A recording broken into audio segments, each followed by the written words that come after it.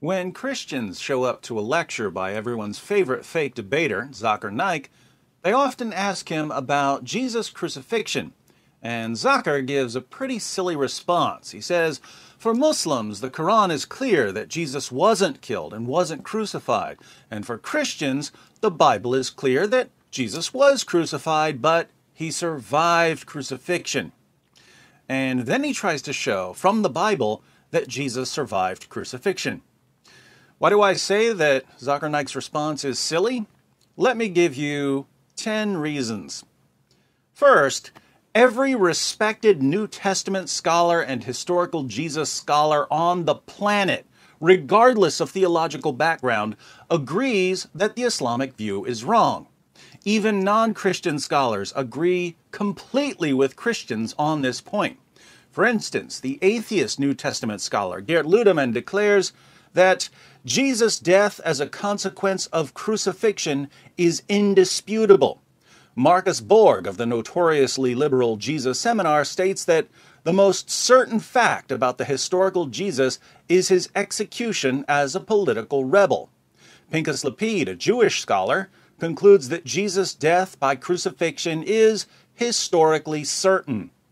According to Paula Fredrickson, a convert to Judaism who specializes in historical Jesus studies, the single most solid fact about Jesus' life is his death. He was executed by the Roman prefect Pilate on or around Passover in the manner Rome reserved particularly for political insurrectionists, namely crucifixion. And since so many Muslims are becoming fans of Bart Ehrman because they think Ehrman agrees with them on anything, I should note that Ehrman writes, one of the most certain facts of history is that Jesus was crucified on orders of the Roman prefect of Judea, Pontius Pilate.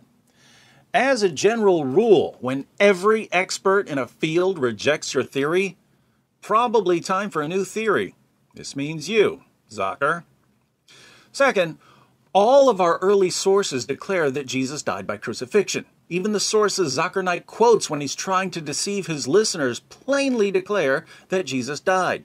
For instance, Mark 15:37 says that Jesus breathed his last on the cross.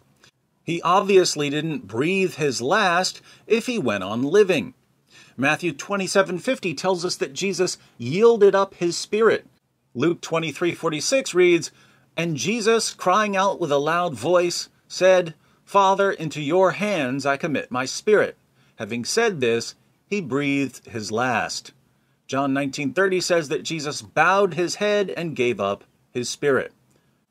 All of the books that Zakir Naik quotes to show that Jesus didn't die explicitly state that Jesus died.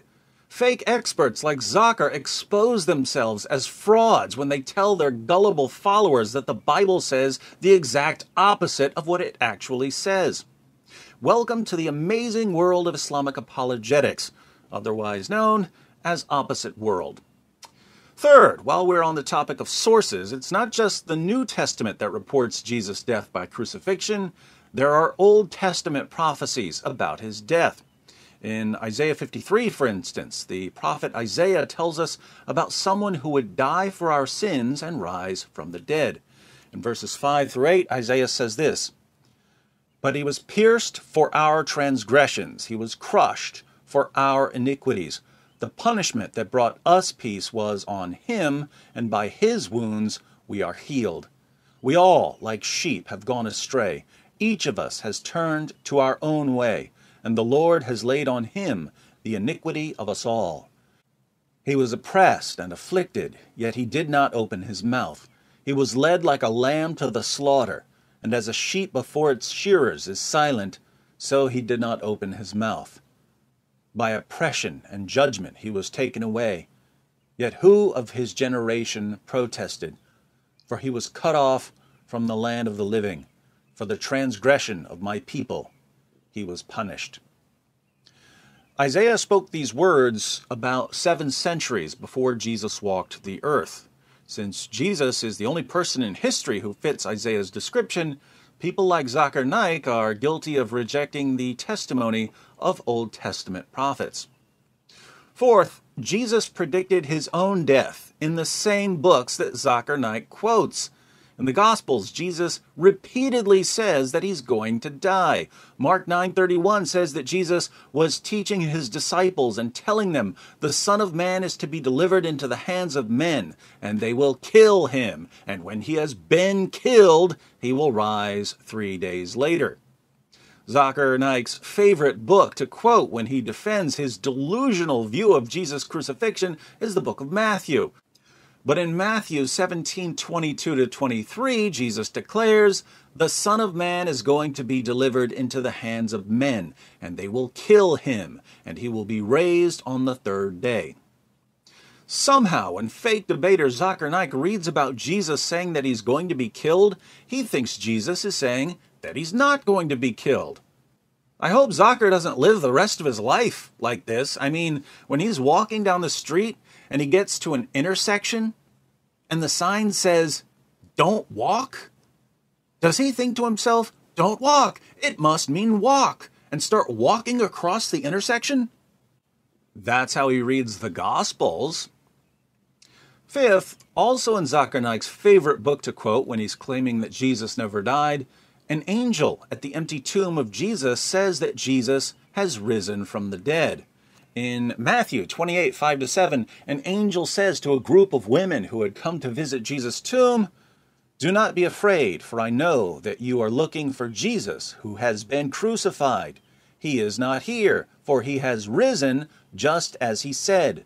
Come, see the place where he was lying. Go quickly and tell his disciples that he has risen from the dead." Oh, let me guess. When the angel says that Jesus has risen from the dead, he really means that Jesus never died, because angels always say the opposite of what they mean, according to the Zakir Naik method of scriptural interpretation. Sixth, Jesus' followers claimed that he had risen from the dead because he appeared to them after his crucifixion. But if Zakir Naik is right, and Jesus actually survived Roman crucifixion, he would have been so horribly mangled and disfigured that no one would ever have concluded that he had risen from the dead. Jesus wouldn't have been able to walk for months. His skin and his back muscles would have been torn to shreds. His wounds would have been badly infected. If Jesus had appeared to the apostles in that state, they would have been yelling for a doctor, not proclaiming his resurrection as the foundation of Christianity. Now, Zakir once studied medicine, so he should know this, unless, of course, he read his med school textbooks the same way he reads the Gospels, in which case, I'm glad he's not practicing medicine. Seventh, the traditional Islamic theory here is that Allah rescued Jesus by disguising someone else and having this other person crucified. The only appealing feature of this theory is that Jesus was rescued from harm. He wasn't crucified.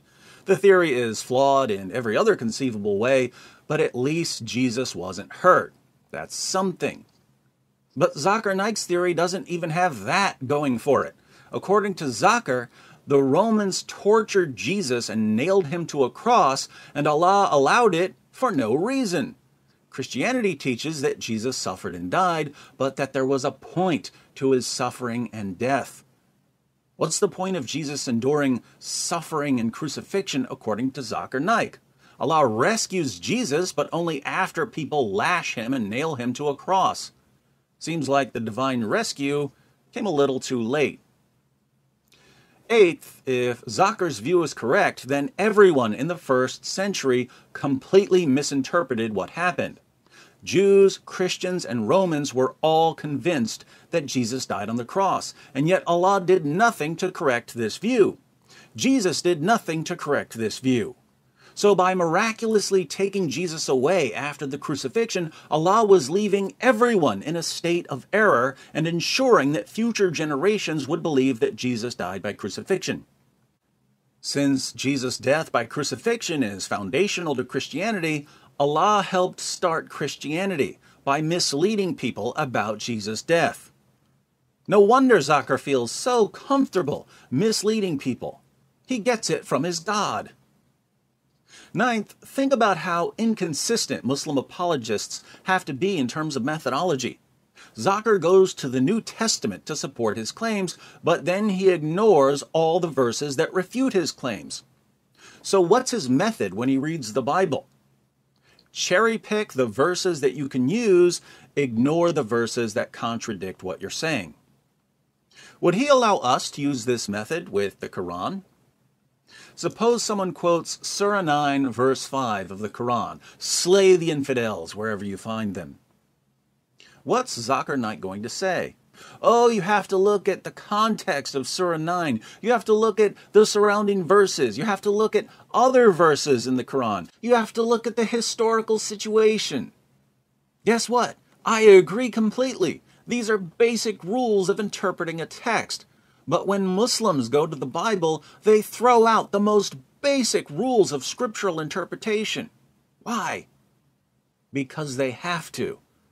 An incoherent position can only be defended with an inconsistent methodology. Surprise, surprise, Islam's top apologists are thoroughly inconsistent. 10th, even if we throw reason and logic and facts and scholarship out the window and believe all the ridiculous things Zakir Naik tells us, Islam still turns out to be false. The point of bringing up the crucifixion is to show that the Quran is wrong when it claims that Jesus wasn't crucified. But even if we believe everything Zakir says about Jesus' crucifixion, we still have to conclude that the Quran is wrong. If Jesus was nailed to a cross, but somehow survived, the Quran is wrong when it says that Jesus wasn't crucified. Hence, Christians can listen to Zakir's entire presentations and reply, "Thank you, Dr. Naik, for proving that Muhammad was a false prophet." So, even after Zakir Naik goes against every respected historical Jesus scholar and New Testament scholar in the world, even after he goes against all of the first century sources that he quotes to defend his position, even after he goes against Old Testament prophecies about Jesus' death, even after he goes against Jesus himself, since Jesus repeatedly told his followers that he was going to die by crucifixion, even after he goes against the angel who said that Jesus had died by crucifixion, even after he ignores the fact that if Jesus had somehow survived crucifixion, the disciples never would have concluded anything about resurrection because he would have been badly in need of medical attention, even after he insists that Jesus suffered pointlessly, even after he portrays God as a cosmic trickster who misled people by miraculously sustaining Jesus and then taking him away, knowing that everyone was convinced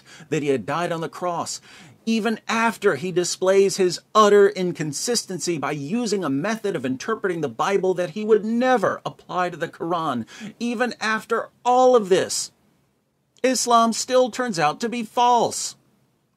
No wonder Zakir has been running from Christian debaters his entire career. If this man ever steps on stage with an experienced Christian debater, just one, it's game over for him and for his gullible followers. So, Dr. Naik, have fun hiding in Malaysia.